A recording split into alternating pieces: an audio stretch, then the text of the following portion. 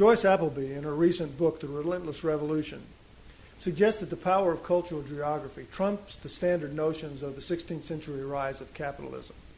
Long before the notions were branded as such, the seeds of economic revolution were sown by Dutch and English traders who were willing to deviate from the standard forms of traditional trade and commerce. It was not finally the self-evident realization, as Edmund Burke identified it, an invariant human nature posited by Adam Smith. It was the unpredictable and unbridled result of a new social and cultural architecture that sprang really unformed out of the recognition of individual actors coping for survival in the context of feast and famine.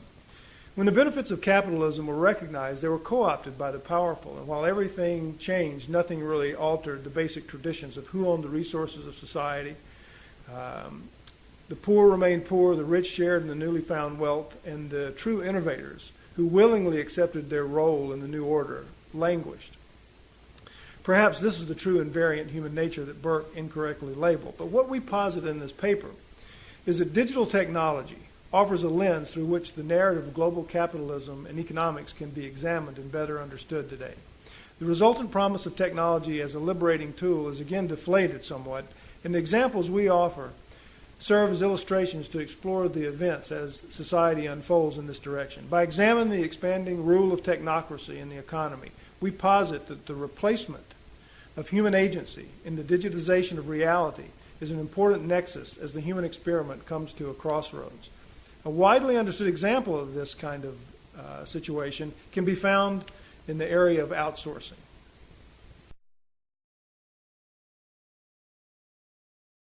Perhaps the most revealing example of how the new digital technologies and their ideologies have reshaped the world is the ongoing process of globalization.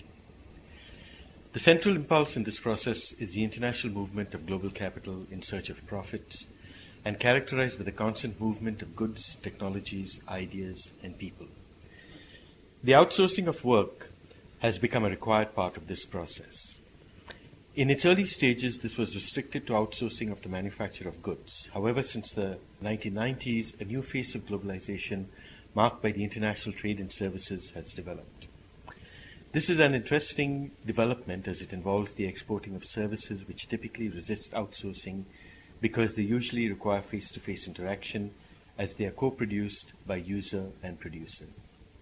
However, improvements in international telecommunications and a drastic reduction in their costs made it possible and profitable to outsource jobs that do not require face-to-face customer service and that allow for telecommuting by telephone or the internet, especially for jobs with high information content and low setup costs.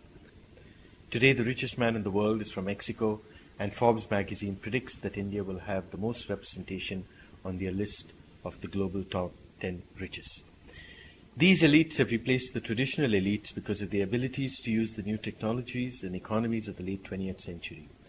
Further, while early analysis of outsourced work likened it to an electronic version of the Foucauldian panopticon in which the new computer technologies did the surveillance work of the hidden prison guard, recent studies suggest that this work provides workers with attractive material benefits and a sense of independence and self-esteem that they balance with the challenges of such work.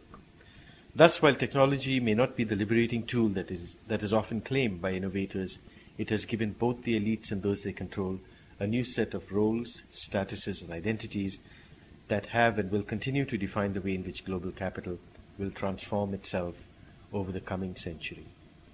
The next example is a very interesting way in which decision-making has been outsourced in this new process called high-frequency trading. Sociology and economics have been seen as sister disciplines of sorts, while computer science has been seen to be part of the domain of mathematics and physics. And while a considerable amount of literature relating to the use and abuse of the computational sciences exists, little is known regarding the ultimate impact of this new form of interplay between the two. High-frequency trading refers to the use of the complex and little understood mathematical formulae or algorithms used by stock traders to make buy and sell orders. These decisions made by the algorithms, which employ the advantage of minute and often transitory shifts in the market values, can occur in milliseconds. By leveraging millions of these such instantaneous trades, brokers have been able to reap tremendous profits, pennies at a time, creating vast fortunes. Since these programs are little understood or visible to human actors, one might ask what role human agency plays in the outcome of these shadow trades, particularly in a public trading environment. The first automated trading was done in the 1970s, where orders were sent automatically to a trader who would then enter the orders by hand. In 2009, HFT firms were responsible for 73% of all U.S. trading equity volume. Most recently, on May 6, 2010, the Dow Jones Industrial Average lost 998 points in a matter of minutes. Dubbed the flash crash, many of the Wall Street investors blamed the high-frequency trading firms for this disaster. Although the Dow regained much of this loss, over 600 points, it was widely assumed that the gain was due to intervention by human beings. The exact cause of the event has yet to be fully determined, and the obvious chance for catastrophic economic error still looms large. If these technological forms of heretofore human interaction can usurp the roles of people, particularly regarding the most basic forms of human institutions, for example, in economic exchange, what other forms of human action may be connected to such non-human agency? What happens when even human presence is no longer visible in the behaviors we're discussing here, particularly in examples that we will discuss now regarding situations like Second Life?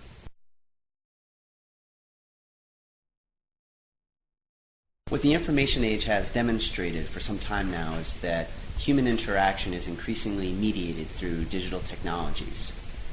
Second Life is an online world created by Linden Lab, a privately held American internet company based in San Francisco.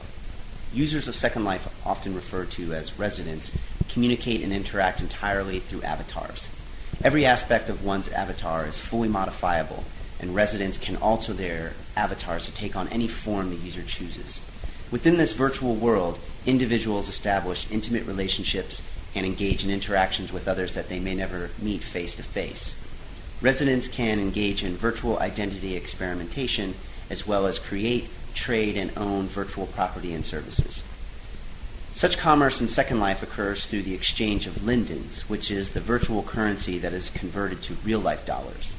Therefore, users of Second Life are able to make real-life money in multiple ways, ranging from the selling of virtual clothes to the selling of virtual services such as relationship advice and even virtual escorting.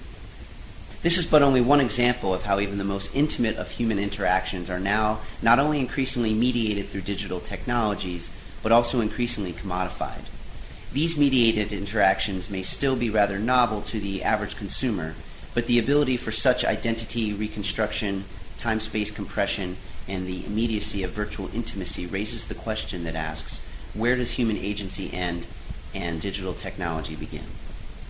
In the final paragraphs of his seminal work, The Order of Things, Foucault states that man is an invention of recent date, a result from the fundamental changes in knowledge.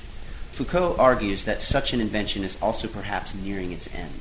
In other words, we might understand man as theoretically disappearing.